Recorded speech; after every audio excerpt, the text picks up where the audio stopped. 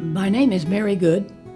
I am not a native Arkansan, but I did come to the state back when I was in junior high school, so for all practical purposes, I'm a native.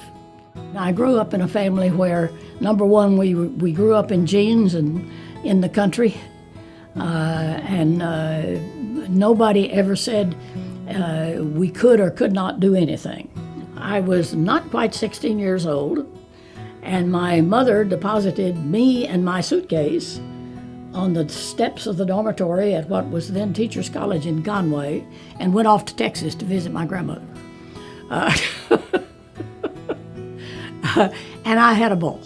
And I had the good fortune of a chemistry teacher who got me really interested in chemistry. I didn't have chemistry in high school and really fell in love with the whole science and engineering part of the world. My career has been extraordinarily varied. I started out with a PhD in chemistry and spent 20 years teaching chemistry at LSU. Ended up spending 13 years in the industry as a senior executive for a technology company. I enjoyed being the research director at UOP. It was a fun place to be. 95% of the gasoline produced worldwide is produced over UOP technology. And then I got promoted to the senior vice president for all of Allied Signal and moved to Morristown, New Jersey for 5 years. And so when the Clinton administration came along and offered me an undersecretary in commerce for the technology administration, I took it for 4 years. I told him I wouldn't do 2 terms, but I'd do 1. And then we came back to Arkansas to retire, but that didn't work out very well. Ended up getting enticed into becoming the founding dean of the Donaghy College of Engineering and Information Technology at the University of Arkansas at Little Rock. I really enjoyed working with graduate students. With a science problem that was real and difficult, and work with a graduate student to get that done.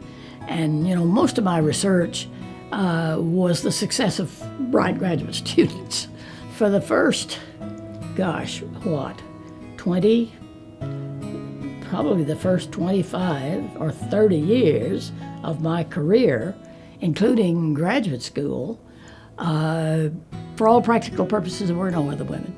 I personally never felt like people were keeping me down because I was a woman, and I always felt, you had to make your case, and you had to be able to be competitive, or you wouldn't be able to succeed.